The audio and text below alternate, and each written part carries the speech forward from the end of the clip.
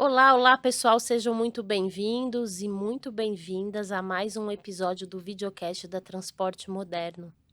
Hoje o tema é a indústria de caminhões, que não está num momento assim tão positivo por causa da questão da taxa de juros e algumas questões econômicas. Antes de apresentar o convidado que vai falar sobre esse tema, aquele recadinho de sempre. Siga a Transporte Moderno nas redes sociais da OTM Editora, tanto no Instagram quanto no LinkedIn. E não esqueça de se inscrever no canal do YouTube da OTM para você acompanhar esse episódio e os demais episódios, tá bom? É só se inscrever e ativar o sininho. O videocast da Transporte Moderno tá na aba Podcasts, tá bom, pessoal? Bom, nosso convidado de hoje é Marcos Saltini, vice-presidente da Anfávia. Seja muito bem-vindo. Muito obrigado. Vamos Prazer brindar estar a sua aqui. presença. E aí, Saltini, exagerei de dizer que a indústria não está no momento muito Não, positivo? absolutamente. Bom, primeiro, obrigado pelo convite, um prazer estar aqui representando a Anfávia. E, de fato, o que a gente tem visto é uma indústria menor daquilo que a gente tinha projetado, mas que tem algum sentido em função, principalmente, da taxa de juros crescente. Agora, recentemente, chegamos a 15% da 15%, Selic. né? Então, quando você agrega o spread bancário, né, você acaba tendo uma taxa que fica quase que proibitiva para você fazer negócios, né? E quando você fala de caminhões, você está falando de um produto de valor agregado muito alto, né, com ticket alto, e, portanto, naturalmente você vai fazer um financiamento, né? O que a gente percebe é um pouco isso, uma certa retração no apetite para fazer um financiamento com uma taxa tão alta como essa. Mas é só a taxa de juros ou é uma questão de confiança do mercado? O que você avalia? Se a gente for olhar o ambiente de negócio para caminhões, não dá para dizer que seria um ambiente ruim, Exatamente. porque nós temos uma safra recorde esse ano, então, na teoria, você vai precisar de caminhões. Um PIB que se projeta 2% no ano, 2,2%, né, são as projeções atuais, um PIB, eu diria assim, claro que não é o que a gente espera para um país como o Brasil, né, seria Exatamente. ótimo estar crescendo taxas de 5% ao ano, mas se você olhar o cenário mundial, né, a gente vive uma questão geopolítica complicada hoje, um crescimento dessa ordem é interessante. Na última coletiva da Anfávia, inclusive, nós comentamos isso. O Brasil é o quinto país em crescimento de PIB no primeiro trimestre desse ano, né? Então, é significativo. Então, você fala, bom, PIB crescendo, PIB, a gente sempre falou, se eu tenho um PIB bom, eu vendo caminhão, porque é atividade econômica, né? Então, Exatamente. tudo que se transporta, e a gente transporta mais de 65% da carga no No país rodoviário. pelo meio rodoviário, então tem uma tendência que seja assim.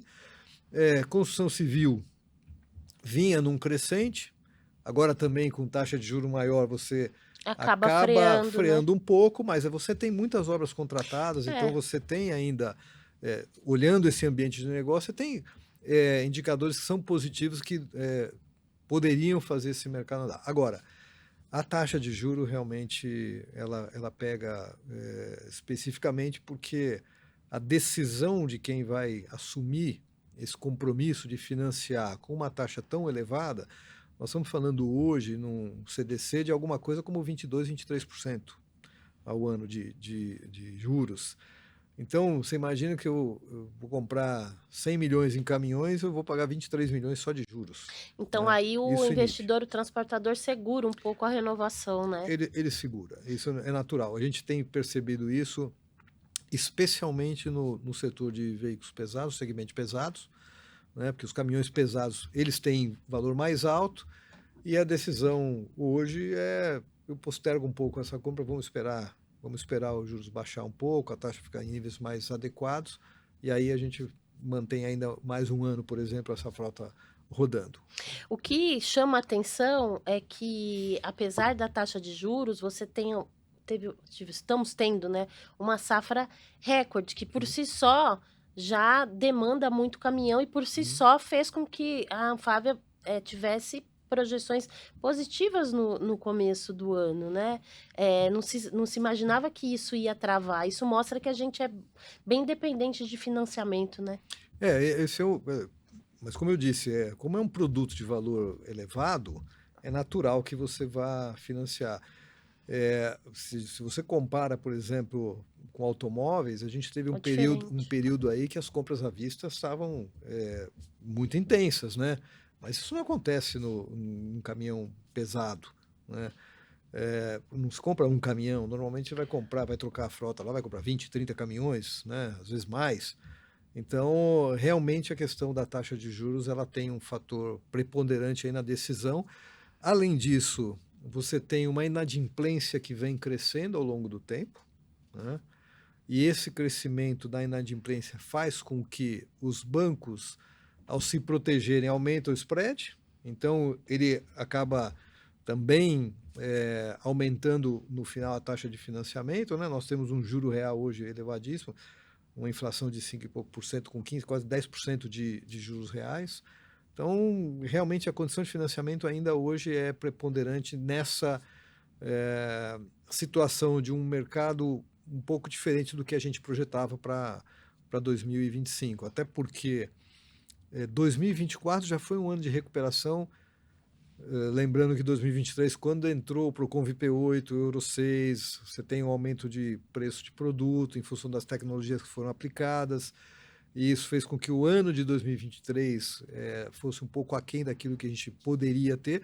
2024, esse cenário acaba se estabilizando, né? E a gente consegue, com as condições também macroeconômicas, um ambiente propício, mas 2025 começa de uma maneira e ao longo Vocês não. desses últimos meses a gente está percebendo que isso está mudando um pouco esse cenário, especialmente na questão dos veículos pesados, no segmento de caminhões O pesados. que é bem importante, porque o segmento de pesados é o que mais representa, né? Então, em percentual, acho que dá mais de 50%, né? Se você considerar pesados, em média, nos últimos anos, tem sido 50% do mercado total.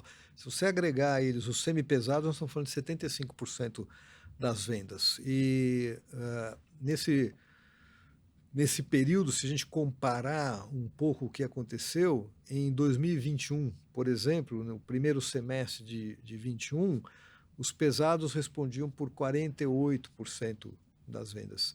Se você pegar 2024, por volta de 43%, 44%. Nós estamos com 34% hoje, já em junho.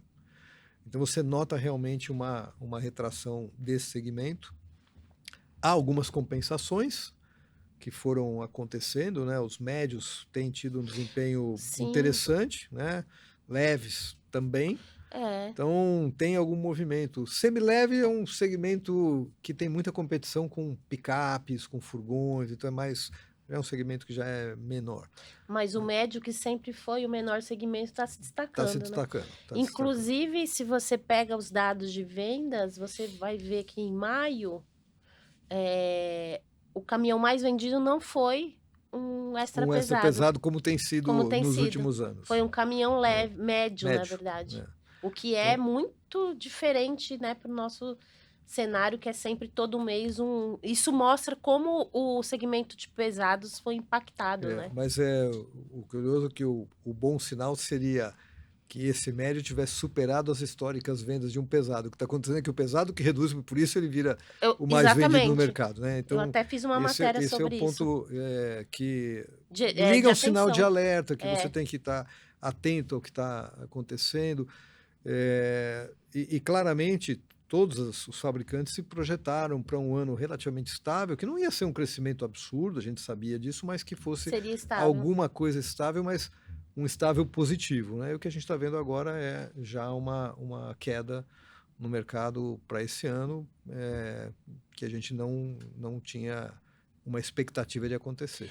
Saltini, e aí falando desses segmentos que acabam se sobressaindo porque pesados diminuiu, por exemplo, semipesado e médio, que é utilizado na construção civil. A construção civil, ela tá sendo impactada pela taxa de juros, Uhum. mas ela tem as obras que já foram construídas, então isso demanda caminhão. Só que essas construções elas vão terminar, né? E aí tem especialistas que dizem que nos próximos meses, em curto prazo, os outros segmentos também podem começar a sentir esse impacto. De fato, você não. Tudo aquilo que estava contratado como obra Sim, civil, né? Então, esses empreendimentos que foram feitos, você continua construindo. Então, você ainda está demandando caminhões, e às vezes você realmente pode ter alguma coisa que finalizou venda e vai acontecer. Mas, de fato, se as coisas num prazo médio não se alterarem, se essas condições não se alterarem, de fato, isso vai começar a impactar esses segmentos também, né? E é isso que a gente espera que. Eu costumo dizer o seguinte: eu não sou economista, tá. né? Mas do pouco que eu aprendi de economia, se é que eu aprendi alguma coisa, o mecanismo para você conter a inflação, de fato, é a taxa de juro, porque Sim. você consegue conter o consumo. E eu sempre costumo comentar com os economistas: ok, eu entendo que é a taxa de juro, mas ela precisa ser tão alta assim. Ou É seja, uma das mais altas, né? Uma Selic de 15, se ela fosse 12, se ela fosse 10, Será que já teria não tanto seria uma impacto? taxa É, alta para conter o consumo? Então, eu acho que esse é um ponto que a gente, de uma certa maneira, me parece que poderia ser um pouco melhor, né?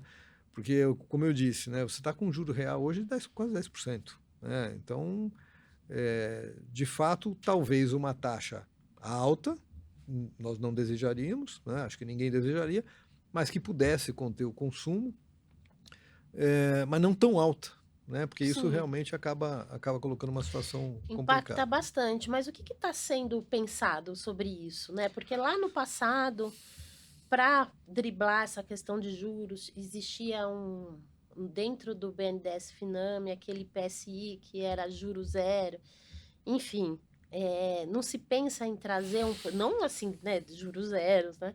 Mas não se pensa em desenvolver um programa novamente de financiamento que se blinde dessas alterações de juros? Eu acho que aí a gente tem que fazer uma análise um pouquinho mais profunda, Uhum, porque o programa de sustentação de investimento feito pelo BNDES, o famoso Finame PSI, sim, que foi feito em 2009, ele tinha uma motivação, que foi a crise econômica internacional, onde todos os mercados tiveram problema, queda Lehman Brothers, e aí isso respingou em todos os mercados, e a maneira com que você conseguiu contornar isso foi criar uma linha de financiamento, que muitos dizem, inclusive, exagerada, muitas vezes, né? A gente sim, chegou a ter uma taxa de Finame de 2,5% abaixo da inflação. Então, eu lembro. mas foi um mecanismo que permitiu que a indústria continuasse Sim, operando de uma forma adequada, e mesmo depois a gente teve a introdução do Procon IP7, o Euro 5, que também tinha um incremento de 15% a 20% no preço dos produtos, e ali também foi importante para sustentar. minimizar esse impacto e manter a produção. A situação hoje é um pouco diferente do que é aquela. Você tem um governo com uma questão fiscal muito delicada, né? Então, um subsídio na taxa de juros Não é o ideal agora, né? ele acaba não sendo palatável, né, para a situação fiscal do país. Poderia mexer em alguma coisa? Eu acho que essa é a provocação que a gente tem feito de, ok, não vamos recriar um PSI, eu acho que não é nem essa a Não intenção, cabe, né, na mas nossa vamos realidade. tentar, pelo menos, melhorar as condições de financiamento. A remuneração que o BNDES hoje paga para o FAT, será que não dá para avaliar um pouco melhor isso? Se você está remunerando com um determinado valor, você não poderia trazer isso para um valor um pouco menor, que ainda remunerasse positivamente, mas que pudesse amenizar a taxa de juros? Então, eu acho que são soluções como essa que a gente deveria pensar.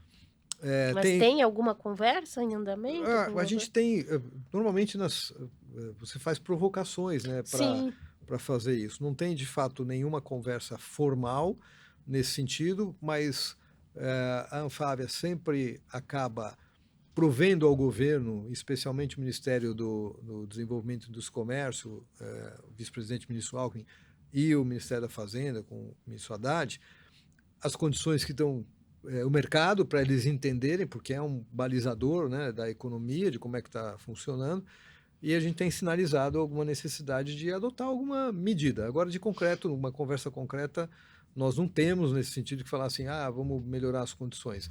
Então, as condições que estão hoje no mercado são essas, são as que estão postas, né?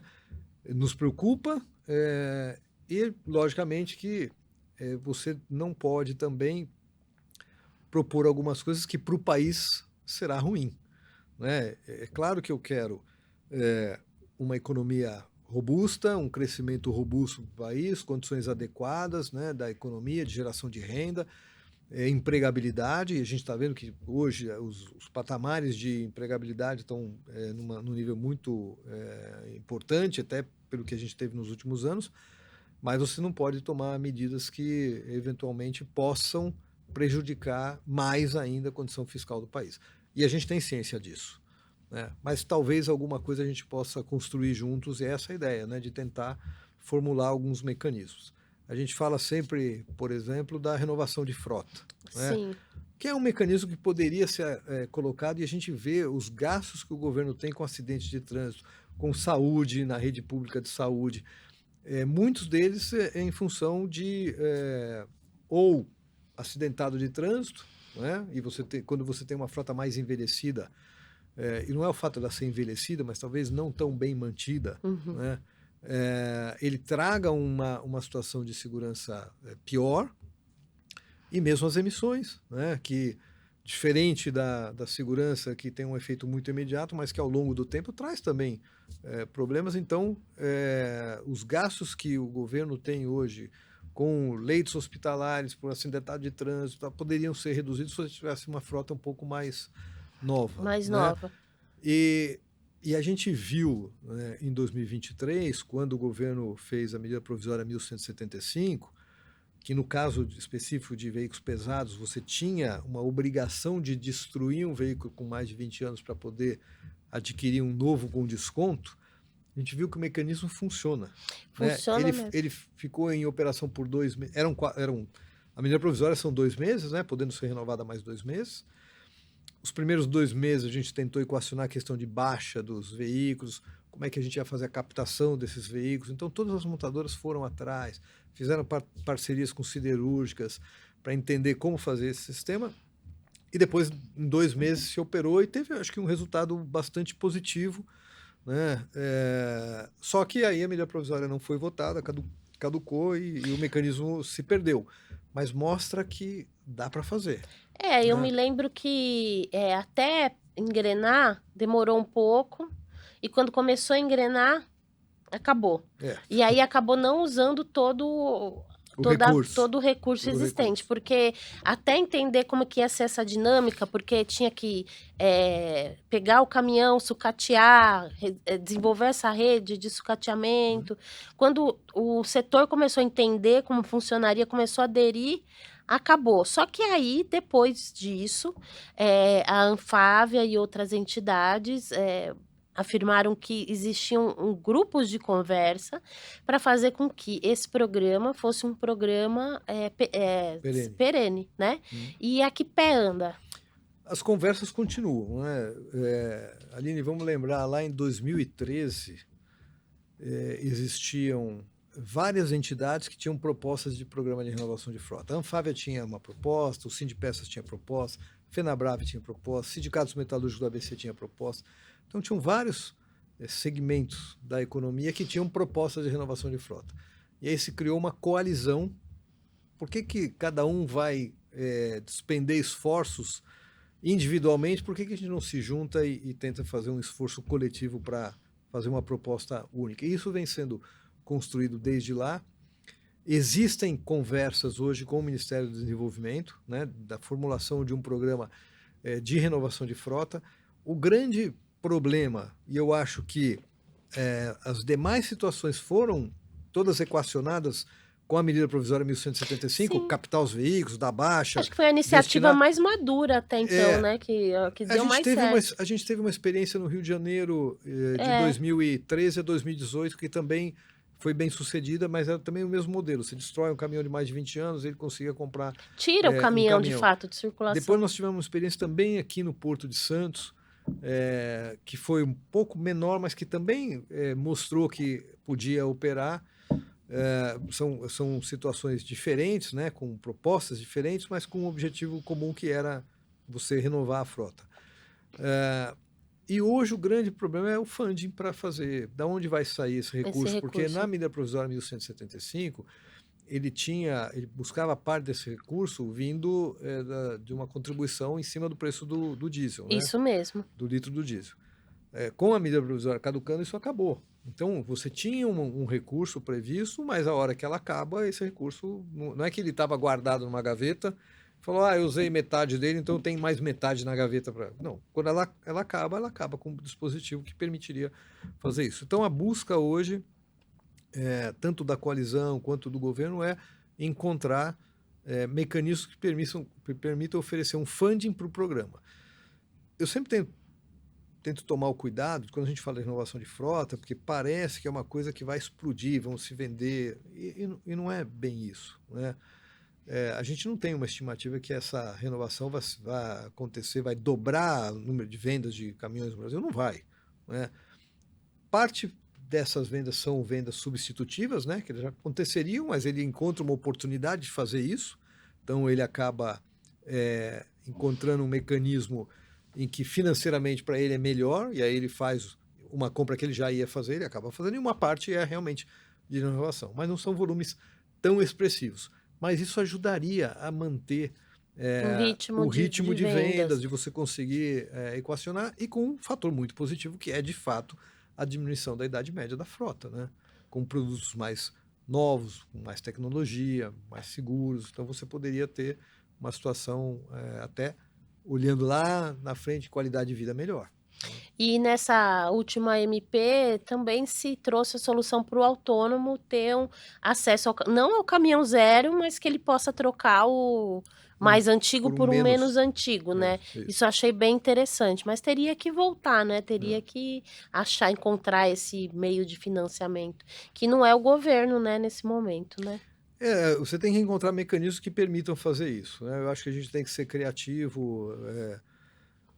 Várias propostas já foram feitas, mas quando ela vem baseada num subsídio do governo, numa situação fiscal que o país está, ela hoje não tem passagem. Então você tem que encontrar algum mecanismo que permita fazer isso de uma forma que seja palatável, né? E que não afete demasiadamente as questões fiscais do país. Perfeito. Tem outro tema que eu gostaria de falar com você, a gente falou um pouco de mercado interno, né, de como é que tá. E a gente tem a questão das exportações. E aí a gente vai chegar na produção, né, que aí soma o que é a venda interna mais as vendas externas. A indústria de caminhões tem um tempo já que ela está buscando aí mecanismo para aumentar a competitividade. Tem alguns países da América Latina onde as montadoras instaladas aqui perderam um pouco de espaço para asiático, né? Sobretudo nos caminhões mais leves. Enfim, como é que a Anfávia vê essa questão de competitividade? Quais são os mecanismos que vão ser utilizados? Qual a estratégia aí para fazer com que o Brasil ganhe mais espaço nas exportações? Talvez a palavra-chave seja a competitividade, né? E como você falou, alguns mercados que eram quase cativos, né, da produção brasileira de veículos pesados na América do Sul, a gente acabou perdendo, né, em função muito da falta de competitividade quando você se compara com produtos feitos em outras partes do mundo, especialmente na Ásia, né? Então, existe uma competição muito forte hoje. Em alguns mercados, o produto chega inclusive com a linha de financiamento, né, a taxas muito mais atrativas. Então é muito difícil você competir numa situação como essa. O produto asiático, sobretudo, chega com uma condição de financiamento mais atrativa que o nosso. Você, por exemplo, o BNDES tem um mecanismo de financiamento hoje para exportação. Ele pode ser de duas maneiras. Ele pode ser o que ele chama de pré-embarque ou pós-embarque. Então ele pode financiar a tua produção, ou ele pode financiar a tua exportação diretamente, né? Então, o pré-embarque ou pós-embarque é esse mecanismo. Agora, ele não financia o cliente final. Então, muitas vezes você vai estar competindo com um produto asiático que chega com financiamento para o cliente final. Ah, isso aí explica a perda de E espaço. isso muitas vezes torna o produto brasileiro menos competitivo. Tivemos até algumas situações pontuais em alguns mercados em que havia licitações públicas nas quais você exigia um certo nível do banco que estava financiando, e o BNDES, nesse caso, ele seguia a classificação do Brasil. E aí ele estava numa classificação que não era a classificação exigida no BID. Então, o BNDES mal poderia participar, ele teria que se associar a um banco local para poder fazer o financiamento, e isso acabou, em algumas praças, prejudicando a venda de produto. Mas o que a gente nota também é que um grande parceiro, que sempre foi talvez um bom mercado de exportação, que era a Argentina, vem retomando um pouco o ritmo de aquisição de veículos, a própria produção local da Argentina. Se a gente pegar os dados da Anfávia agora, da coletiva de junho, do começo de junho, a gente nota que houve um aumento expressivo nas importações de veículos da Argentina, mas também um aumento nas exportações, o que é muito bom, porque a gente tem um acordo bilateral e são linhas complementares que permitem fazer isso.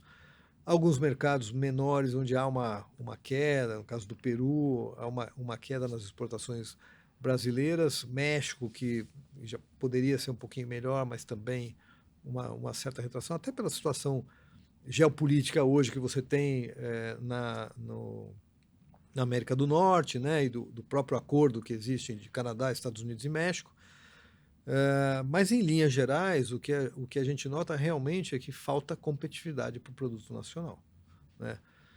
Você compara, por exemplo, a gente costuma dizer que aqui a gente tem uma segunda folha de pagamento, né? Porque eu tenho que dar o transporte para o funcionário, eu tenho que dar plano de saúde para o funcionário, e muitas vezes essas coisas, em alguns outros Onera. países, você onera, e os outros países não, você tem um sistema público de saúde que funciona, então o camarada não precisa ter um É plano o de famoso saúde. custo Brasil.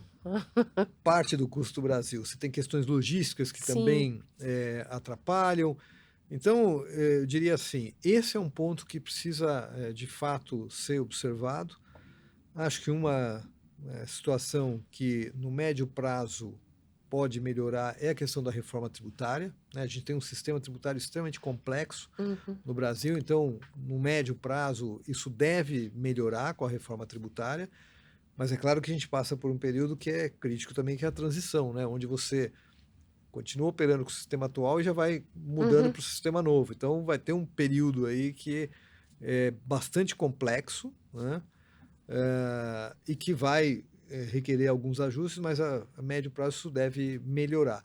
Mas não é só isso, questão da logística nossa, questão das estradas, então tudo isso acaba, de uma certa forma, minando um pouco a competitividade do produto nacional. E aí, quando você vai competir nesses mercados, Aí você perde força, né? acaba não tendo como se sobressair. E aí você vê um cenário atual de mercado interno em retração, mais a questão da exportação, que também, apesar de alguns, como você bem citou, alguns mercados voltarem a aumentar aí os lotes, como no caso da Argentina, enfim, mesmo assim você tem um mercado interno e um mercado externo né, em queda. Como equilibrar a produção, né? Imagino que o impacto já esteja acontecendo, a gente começa a ficar preocupado com a questão de emprego, né, e tudo mais, Eu acho, cortes, essas coisas. eu acho que a gente ainda não Não chegou chegou nessa situação. nessa situação. O que a gente tem percebido é o seguinte, né? O nível de emprego ainda está estável, um pouco do mercado interno tem apesar da queda no segmento de pesados, médio tem saído bem, então você minimiza um pouco a queda de produção. Isso tem uma diversidade também, porque você tem empresas do segmento de caminhões diferentes, tem aquelas que têm line-up completo, vão desde São as um full liners. semileve até um extra pesado. Tem outras que são mais focadas Os nos semi-pesado, veículos pesado. pesados e semi-pesados. Então, os impactos podem ser um pouco diferentes, mas ainda a gente não vê uma necessidade de você começar a fazer cortes. Então, isso, assim, Não é para até o tanto. momento, não. Você tem Mas não se um sustenta mercado. tanto tempo. Você tem um mercado que. Mas a expectativa é que as coisas melhorem. Vamos ser Eu positivo, sou um né? otimista por natureza, né? Então, Tá certo. eu acho o seguinte: lógico que a gente tem que trabalhar para tentar ajudar a melhorar esse mercado, mas eu diria assim: há uma preocupação, foi o que eu falei. A gente precisa estar atento ao que está acontecendo.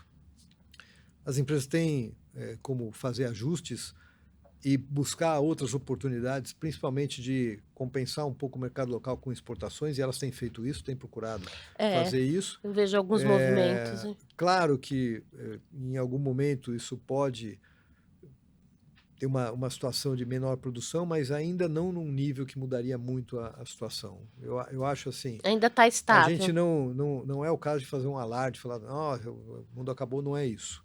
No fundo, eu acho assim, a gente está percebendo uma queda, ela está muito ligada à questão do custo do financiamento, em função da taxa de juros. Não pelos segmentos da economia em si. Não. Porque esses segmentos continuam demandando. Continuam, de uma certa maneira, podendo demandar caminhões. Talvez não estejam demandando exatamente por causa do custo do financiamento, e aí ele segura um pouco. Mas se você pensar isso no médio prazo, isso deveria reverter em algum momento, porque vai chegar uma hora que a frota começa a ficar muito cara a manutenção, então não compensa ele manter aquele produto. E ele precisa atender contratos, né? E a expectativa é que as coisas agora, a inflação comece a entrar mais nos eixos e o Banco Central possa, vislumbrando que deu uma segurada na inflação, começar a baixar a taxa. Essa é a expectativa, né? O que a gente esperava. Nós tivemos o último aumento para 15% da Selic, que era mais ou menos já programado, surgiu até um zoom de que isso poderia não acontecer, mas de fato há uma preocupação muito grande com a questão da inflação. O Banco Central está fazendo o papel dele, a gente entende. De novo, eu tenho uma concepção de que eu acho que você pode aumentar a taxa, mas não precisaria aumentar tanto assim. Eu acho que isso não vai fazer tanta diferença na contenção do consumo se ela for 12 ou for 15. Então, eu acho. Agora, de novo, eu não sou economista, não sou um especialista para falar, mas a visão que eu tenho é um pouco essa, e eu reclamo com os economistas um pouco disso. Poxa vida, não poderia ser diferente, um pouco diferente, pelo menos. Mas, assim, em linhas gerais, o sinal de alerta está ligado, estamos tentando mapear, estamos tentando alternativas, jamais desistimos da renovação de frota. Eu acho que é eu diria quase um ponto de honra, né, da gente conseguir criar um mecanismo que permita você manter uma idade de frota menor, porque para o país é bom, para a produtividade é bom, para a economia é bom, para a saúde pública é bom. Então, eu diria assim, não tem uma contraindicação que você vai dizer, poxa vida, esse programa é ruim. Claramente, se você faz isso à base de muito subsídio, ele poderia ser ruim.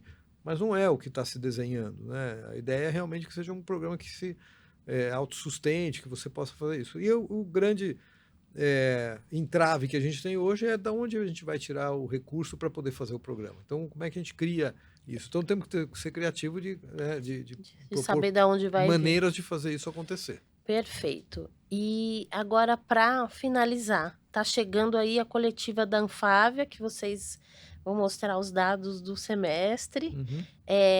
Diante de tudo que a gente conversou aqui de cenário, vai rever as projeções? Provavelmente ainda não. Ainda não? Não, provavelmente ainda não. Tá. Eu acho que a gente precisa esperar esse primeiro semestre acabar para entender exatamente, mas provavelmente agora eu posso dizer que isso é uma decisão ou não, mas das conversas que a gente tem, acho que ainda não é o momento de fazer rever a projeção. Uma projeção nova. Tem que ter mais cautela. Até porque a gente precisa tomar um cuidado, que toda vez que você faz uma nova projeção, seja ela para cima ou para baixo, tanto faz, ou a não ser que você estivesse mantendo exatamente a mesma projeção, aí você não está fazendo uma nova projeção, né? Você está mantendo. Você precisa entender como é que a sociedade lê essa mudança, né? Sim. Então, precisa ter muita calma, né? Eu sei que o Tem que ter um jornalista, equilíbrio. sempre tem aquela expectativa, poxa, mas tá caindo, por que você já não muda? Por que que Pra gente dar notícia. porque mas na realidade você tem que ter um cuidado quais são os efeitos que Que causam isso traz no numa, pessimismo. até na postura das próprias empresas. Não vamos esquecer, né? Nós estamos falando só das montadoras, estamos falando de toda uma cadeia produtiva que olha aquilo e pode interpretar de formas diferentes, né? Depois você tem particularidades de empresa para empresa. Então precisa tomar muito cuidado quando faz uma análise como essa. Então eu diria assim, acho que melhor fechar o semestre com calma, E avaliar o que analisar, né? aconteceu, o que a gente tem de cenário futuro. A gente vive um momento geopolítico muito complexo, né? E que não dá para você dizer o que vai acontecer no mês que vem, né? Há 15 dias atrás a gente não tinha uma guerra entre Irã e Israel. Nós temos uma guerra de 15 dias que aparentemente agora entra num cessar-fogo, Sim. mas não tinha uma previsão dos Estados Unidos entrar, entrou. Então, o E que no vai domingo, o acontecer? Estreito de Hormuz, que é uma rota marítima super Super importante, ia importante. ser fechada, né? Exato. Então, você fala assim, Ia afetar o preço do petróleo, com tudo. certeza, nós tivemos uma flutuação de preço do petróleo absurda, né?